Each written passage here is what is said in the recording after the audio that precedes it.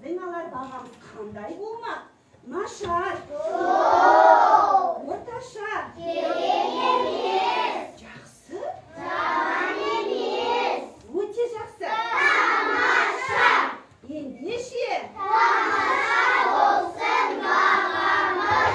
Бірден ақыр табамыз. Өте жақсы балалар. Орындарына отыра қойыңдар. Бүгінгі сабақта біздің алар бағамыз жақсы және өте жақсы болды. Иә балалар? Біз бағалауымызды анықтап алу үшін бірінші топ басшысын сайлап алайық. Ал топтар бірігіп, енді топ басшысы екесінен ақылдасып алыңдар. Дайын топ ол шапалықтау арқылы белгі білдіреді. Өте жақсы үш топты аяқтады. Бірінші топтан айта ғой. Кімді сайлаймыз?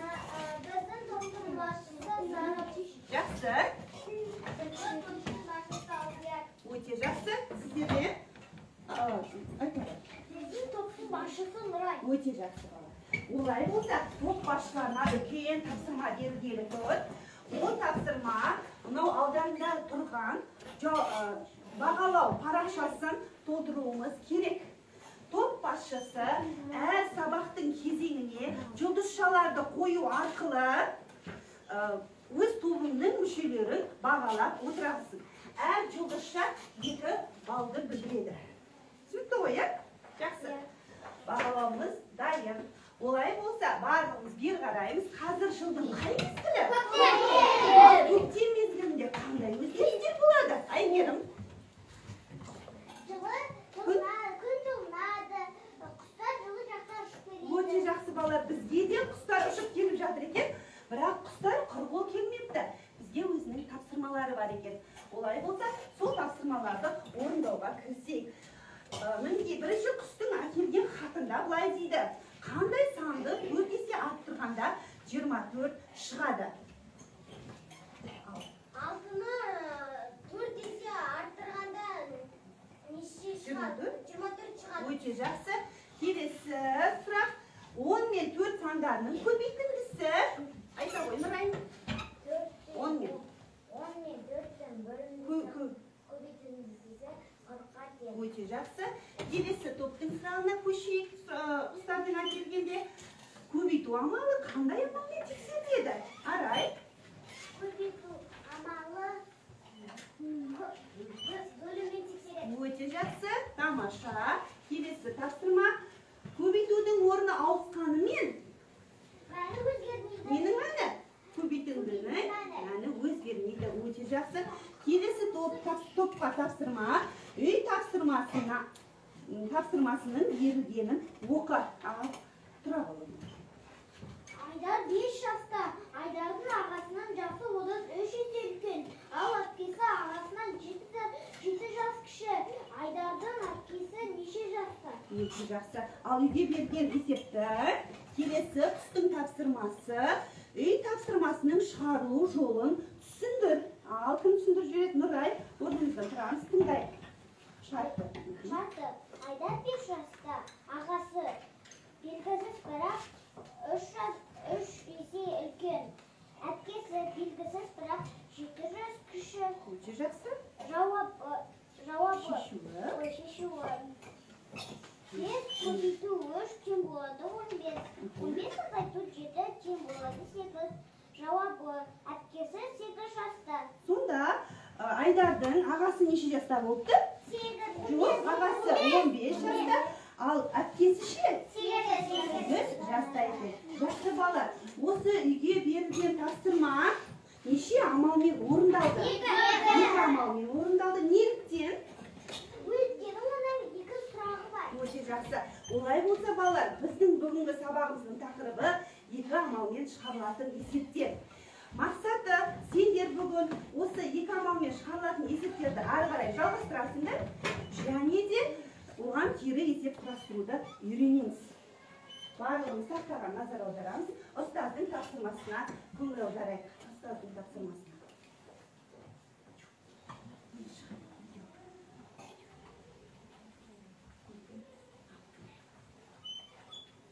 Есепті шығар. 9 қыз және одан 2 есе артық ұл саяхатқа шықты. Саяхатқа барлығы неше бала шықты? Жақсы балалар, кітабымыздың 102-ші бетіндегі номер 1-ші есепке назар аударамыз. Сол кезде осы жоғарғы сынып математика мұғалімінің маманы Еркегүл мұғалім сендерге осы есепті түсіндіріп жатыр. Тыңдай. Сонымен саяхатқа кімдер шықты? Өте жақсы. Қыздардың саны белгілі. 9. Ұлдардың саны? Жақсы. Сонда қалай ойлайсыңдар? Бұл жерде қыздар көп па, ұлдар көп па? Өте жақсы. Сонымен қатар тағы да нені табуымыз керек? Барлық баланың санын өте жақсы. Олай болса шартын тақтаға құрайық. Дәптерімізді ашамыз. Бүгінгі күнді жазамыз, сынып жұмысын жазып қоямыз. Тақтаға номер 1-ші есепке келіп, Әйгерім тұрамыз.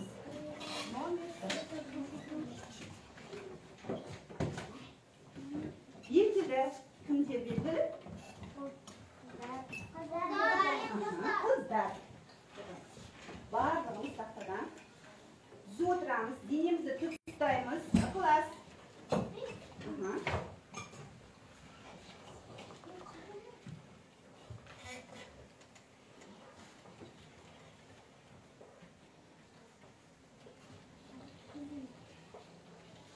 Қыздардың саны нешеге тең болады? Жақсы. Ұлдар. Өте жақсы.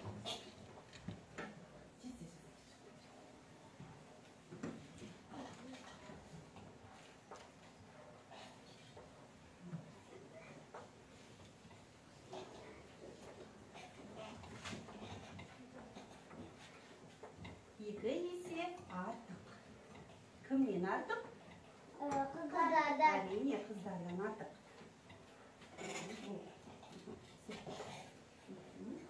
Және нені табуымыз керек? Барлығы белгісіз. Балалар, назар аударыңдаршы енді. Отыра ғой, Әйгерім шартын дұрыс құрдық па?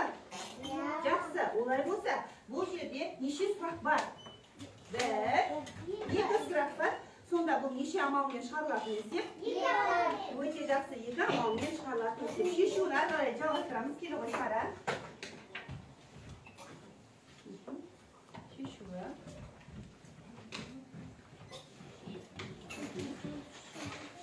Жазып аламыз, балалар.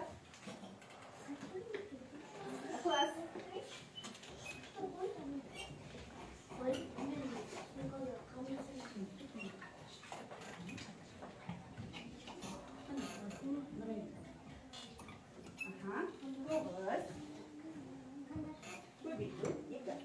Неше болады балалар? 9-ның көбейтіндісінің мәні? 18-ге тең. Өте жақсы. Екінші амал. Енді қыздар белгілі, ұлдар белгілі, барлық адамның санын табу үшін істейміз. Өте жақсы, тамаша.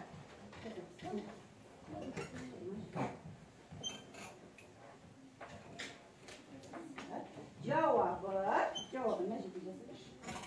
Олар жазамыз жауабы. Барлығы неше? 27 бала. 27 бала деп жазамыз. Anlıyorsan? Evet, eşeği. Evet, evet. Uçacağız. Just balance color.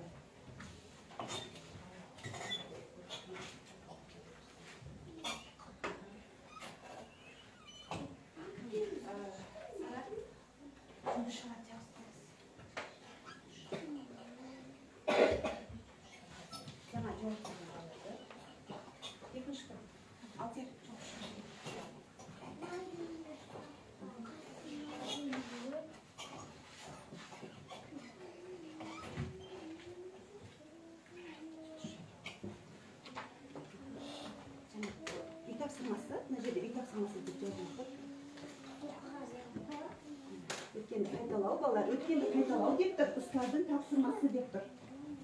Өткенді қайталауда кім жауап берді? Тез-тез жұмысшылар жасапсыздар.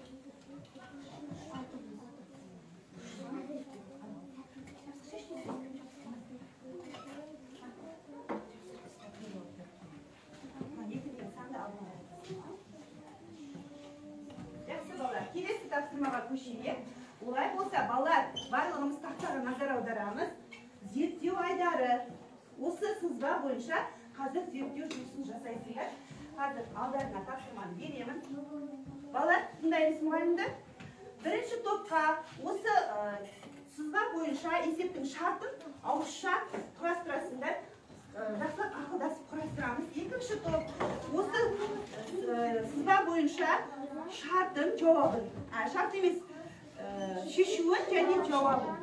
Үшінші топқа сендер осы сызба бойынша не айтар едіңдер? Қандай қорытынды ойларың болады? Бірінші аналарды тыңдап аласыңдар, иә? Бірінші, екінші топты тыңдап аласыңдар. Ал дайын болған бала шапалақтау арқылы тамаша, барлық бала аяқтады. Бірінші топ бастайды. Алдынан бастай ғой, тыңдаймыз. Ол балам 18 ал қыз, екінші бірақ екінші топ тыңдаймыз.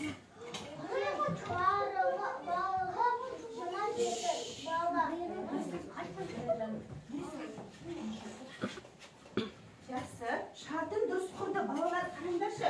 Былай дейді, олардың саны белгілі 18. Қыздардың саны белгісіз.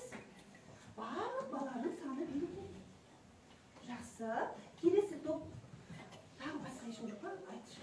18 бөлу 2 тең 9. Өте жақсы, жауабы. Жауабы 27. Жоқ, 18-ді 9-ға 2-ге бөлгенде. Өте жақсы. Қыздың саны не істеді? Тақты. Жақсы, үшінші топ. Шыңғыс. Осы есеп бірінші тапсырмаға кері есеп болып табылады. Дәл өтейік, неге кері есеп? Мына жақта бізде бірінші кім белгісіз болды? Ұлдар белгісіз болды. Ал мына жақта ше? Қыздардың санын таптық, иә?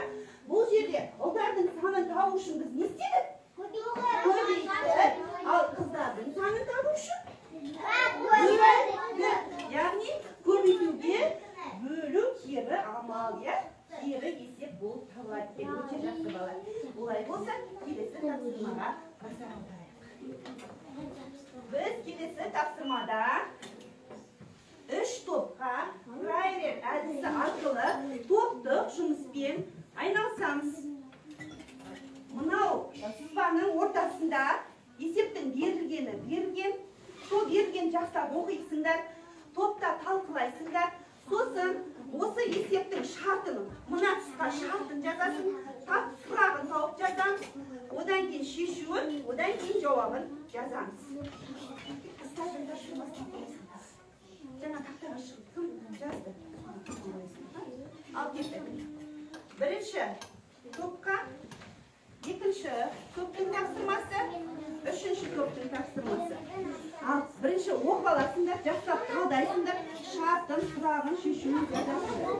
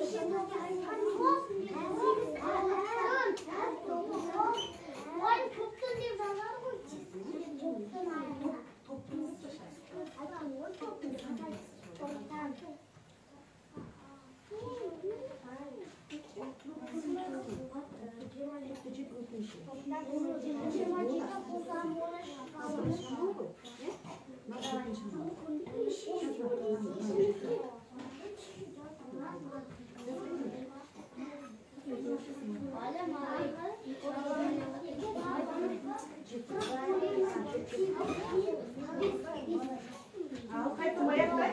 Ne görecek?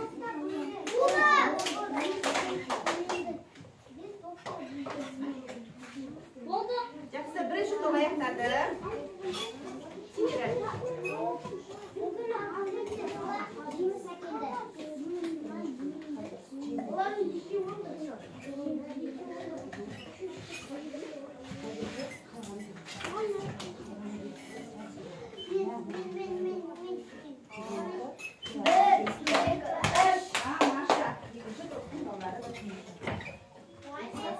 Ал бастаймыз. Бірінші топтан кім келеді тақтаға қорғауға келу қойды.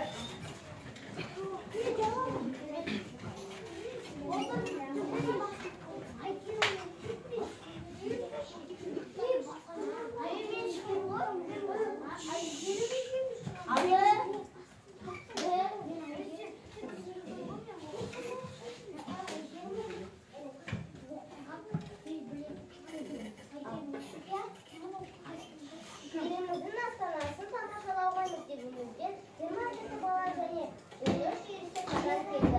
Олар 5 топқа бөлінді. Әр топта неше адам бар? Өте жақсы. Ал осының шартын қалай көрдің? Бала 27,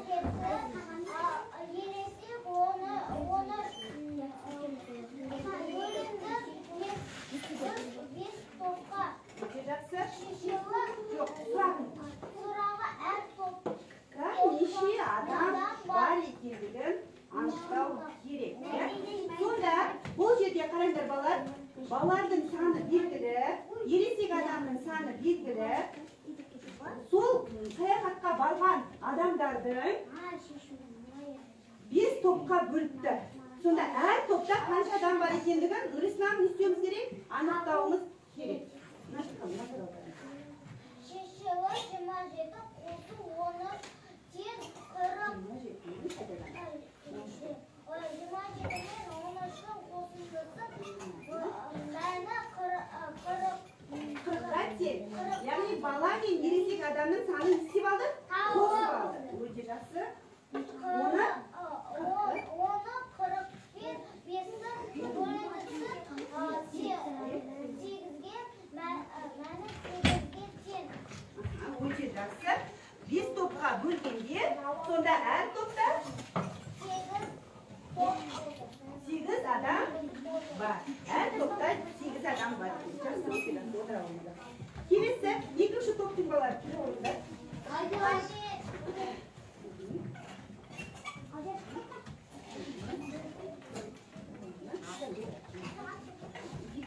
Ал, тыңдай. Екінші топта. Еліміздің астанасы тамашалауға мектебімізден 27 бала және 13 ересек адам келді. Әр топта 8 адам бар. Неше топқа бөлінді? Балалардың саны белгілі. 27 ересек адамның саны белгілі. 13 әр топта 8 адамнан. Топ белгісі. Топтың саны белгісі.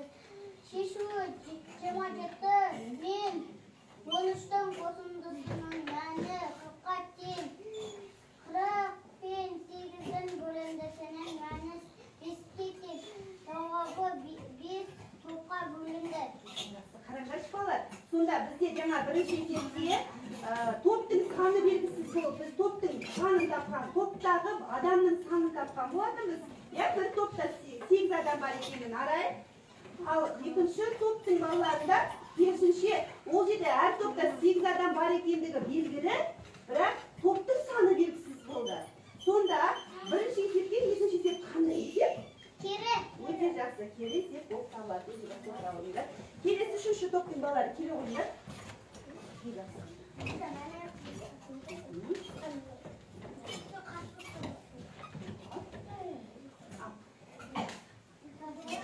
Өздерімен бірге 4 жәшік жеміс алып келді. Әр жәшікте 7 килограмм жеміс бар. Бірінші күні 6 килограмм жеміс Неше килограмм? қалды. Өте жақсы балалар. Былай дейді, Нұрислам. Мұғалім тыңдаймыз, Нұрислам. Саяхатшылар өздерімен бірге не алып кетті? Жеміс алып кетті жәшікпен. Әр жәшікте 7 килограммды бар. Бірінші күні 6 килограмм жеміс желінді. Қалған неше килограмм жеміс қалғанын анықтауымыз керек екен. Өте жақсы. Ал шартын дұрыс құрымен қараймыз. Бірінші топты Әр жәшік 7 килограмм. бірінші күні 6 килограмм қалған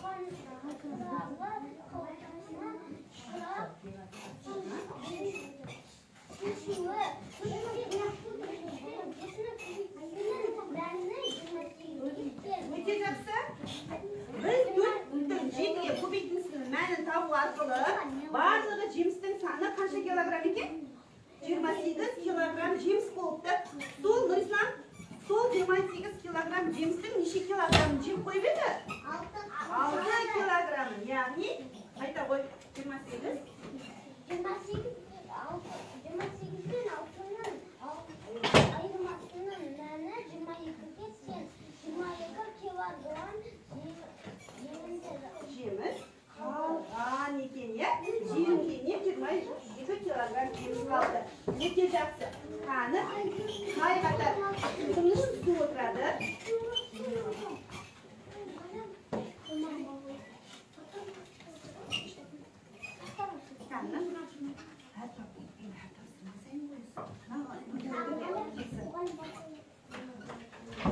Әр тапсырма сайын топ жетекшілері топтарында бағалауды өтеміз. Барлығымыз орнында тұрамыз, қашаман шығамыз. Қазір мен сендерге ақиқатта әлде жалған ба деген ой ойнауым деп тұр.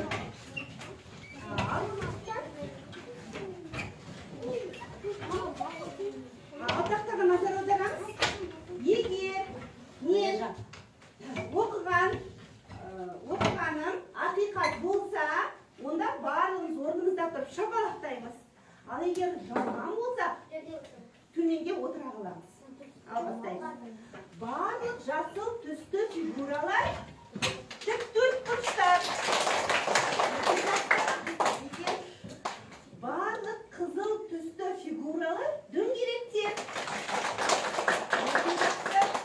Барлық көк түсті фигуралар жасыл түсті. Өте жақсы жалған екен, өте жақсы отырады. Барлық көк түсті фигура, көк үшбұрыш.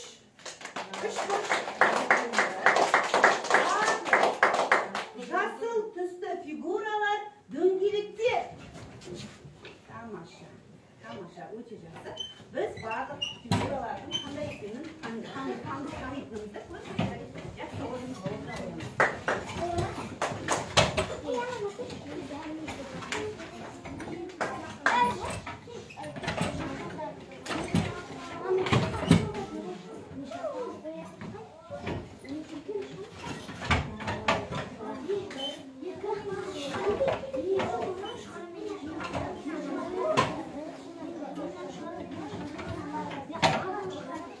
Ал балалар, барлығын жер қараймыз. Бұлай болса, келесі тапсырмаға назар аударамыз.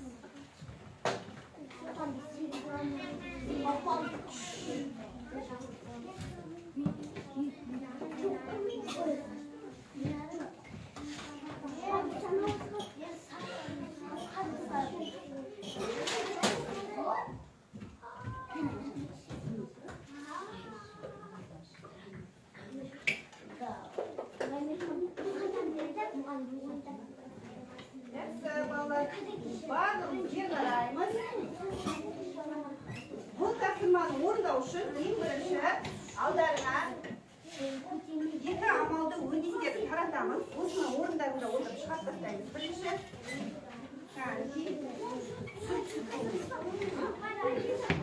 мынаның мәнін табамыз. Ақылдасып отырып.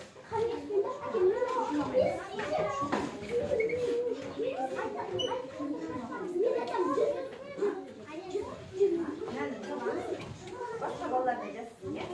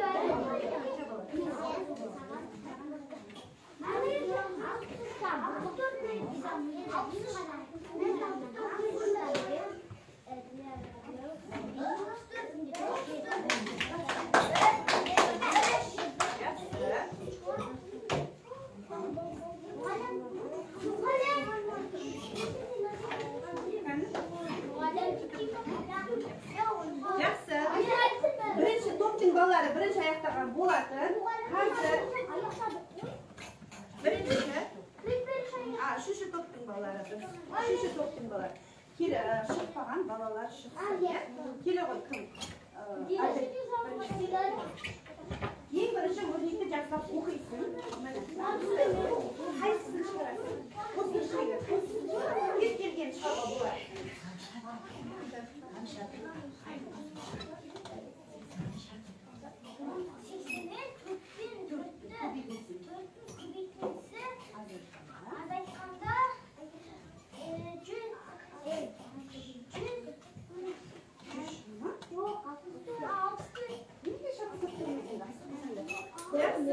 Al енді ол 64 деген.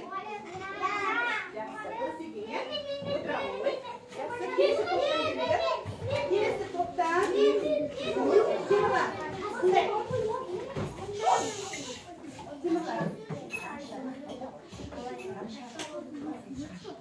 барлығымыз тыңдаймыз.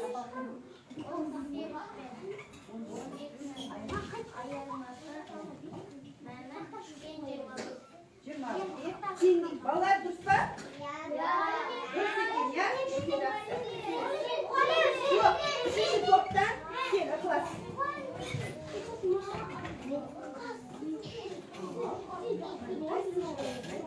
Жақсы, айтамын.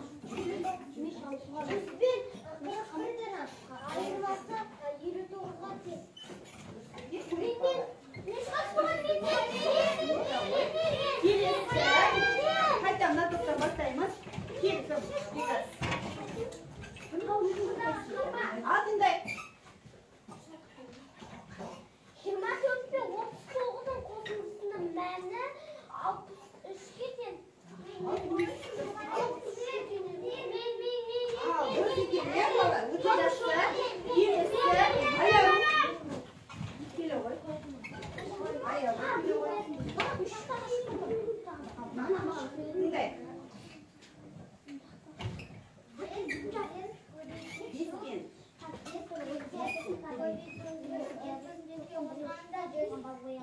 Al dörtbesen koyayım. Dörtbene. Yaxşı. Kelesi. Anam toptan keledi. Kele koy sayılır.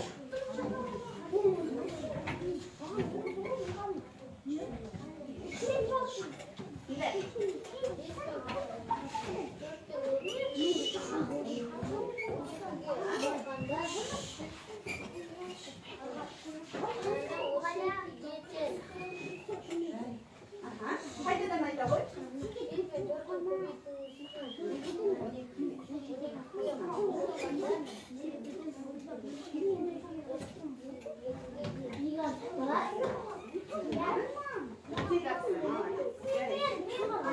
İkinci toptan girdi. Arayın.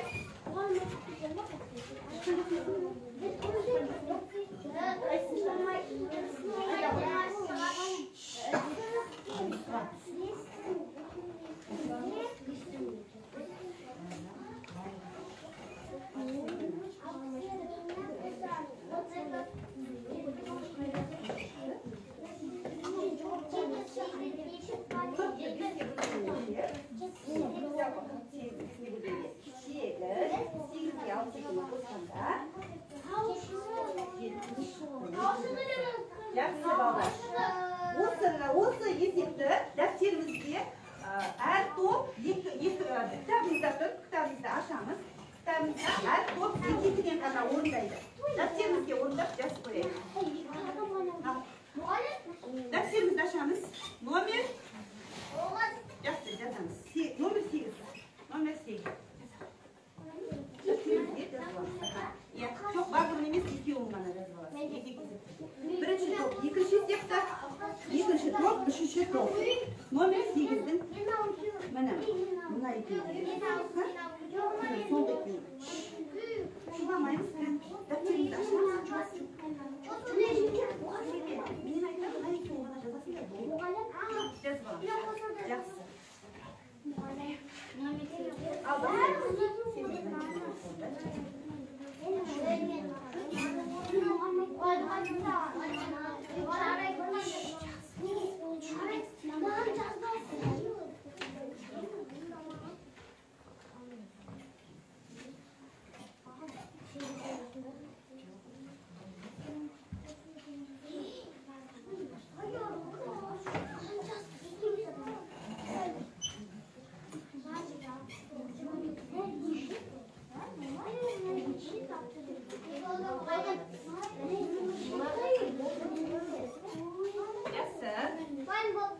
бірінші топтың балалары толық аяқтаған жоқ. Екінші топтың балалары да толық аяқтамады.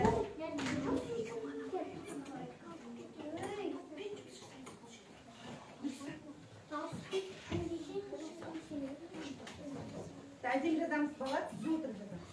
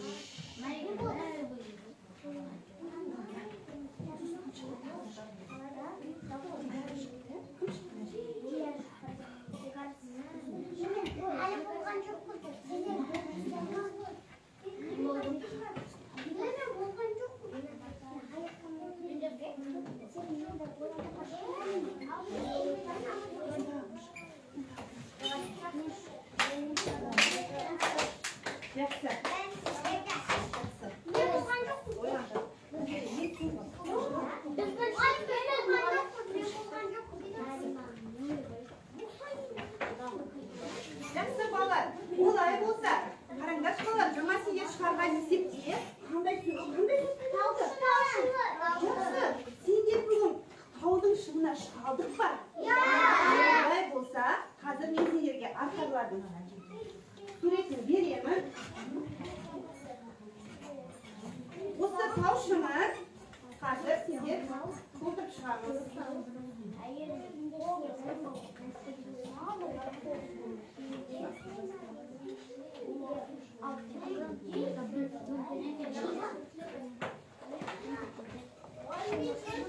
Жақсы. Отыра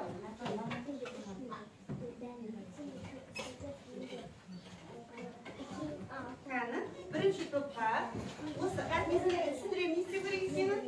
Екінші топқа, үшінші топқа. Жақсы. Ал енді мұғалімді оқиды тыңдаймыз. Мұғалімді тыңдаймыз. Бірінші топ. Екінші топ. Қай топтың балалары екінші отырады, иә? Ал егер бүгінгі сабағымызды жақсы түсінсек, және де ұнаса, таудың шыңына шығарасыңдар. Ал егер мен нені түсініп келе жатырмын десек, таудың ортаңғы жағына ілеміз. Ал егер де бүгінгі сабақ ұнамаса және қиын болса, ол балалар асарларын таудың етегіне ілетін болады. Жоқ, әр топ-топпен келеміз. Бірінші топ келе ғой.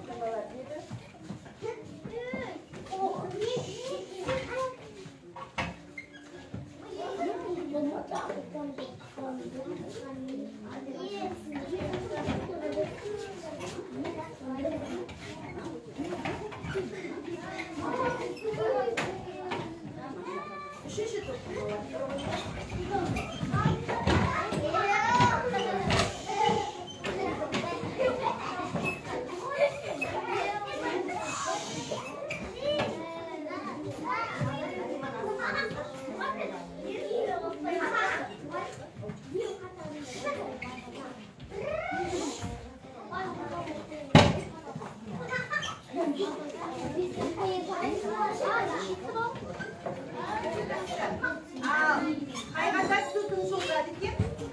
Бірінші қатар.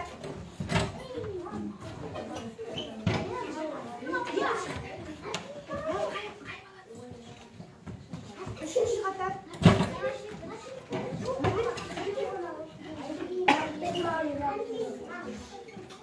Жақсы, олай болса, сендердің барлығың көбің малдың шыңына шыққан екенсіңдер.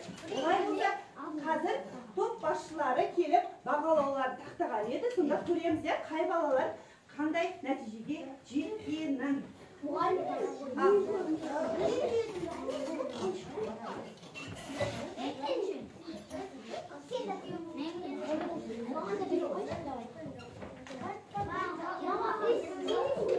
Екінші топ, әкел алдия.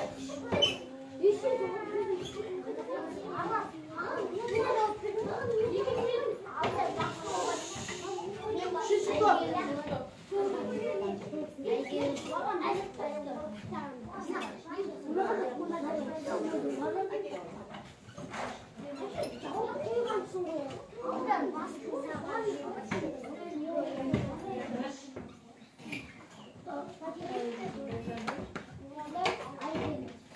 Келесі. Үшінші топ.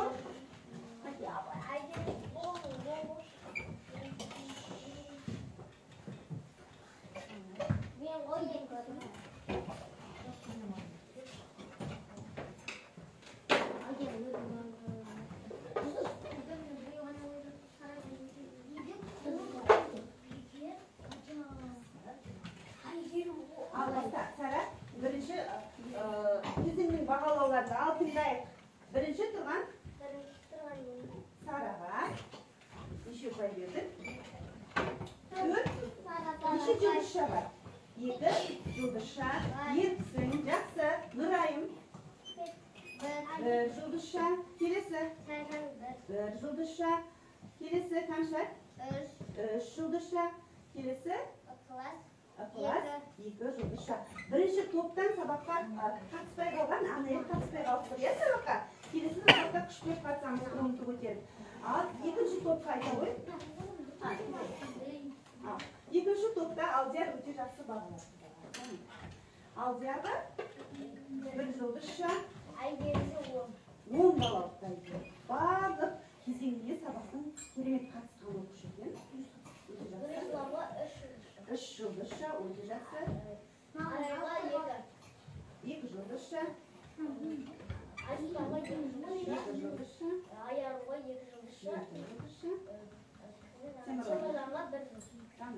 Жақсы. Бұл топтан сабаққа қатыспай қалған бала жоқ екен, не балалар? Келесі үшінші топтың баласы кімге? Нұрай сөздеріміз.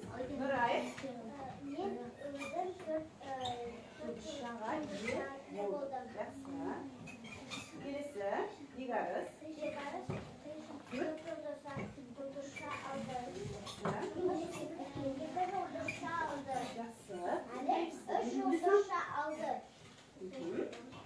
Жақсы. Бұл топта сабаққа қатыспай қалған Жансая екен, Жансая қатыспай қалыпты. Енді келесі сабақта қатыспаған балалар сабаққа жақсылап қатысты. Қатысып отырсын.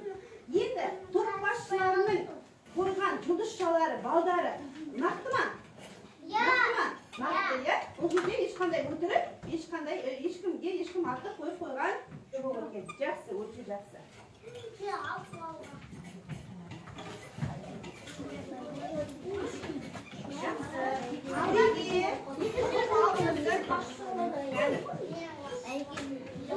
Қайтып екінші топқа екен. Бірінші топқа екен. Әлде екінші топтың балалары ма? Мүмкін үшінші топтың балалары. Жақсы. Кітабымыздың үйде тапсырма 103-ші беттегі номер 7-ші есепті үйге береміз. Үйге аласыңдар. Бұл жерде де есепті несін құрау керек? Шартын, берген түсініп оқып аласыңдар. Шартын табамыз, сосын шешуін табамыз. Жауабын, міндетті түрде жауабын жазасыңдар. Үйге 103-ші беттегі номер 7-ші есепті беріледі. Сонымен, қолымызды алдымызға қоямыз. Бүгінгі сабағымыз қалай өтті? Қанси, бүгінгі сабақта не үйрендік? Не істедік? Кәмшат?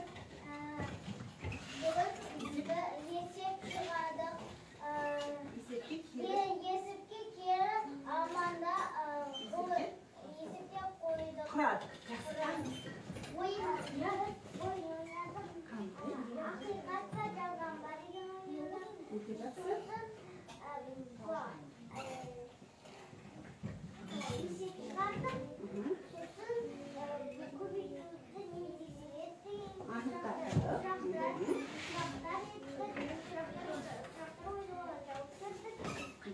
Жақсы бала.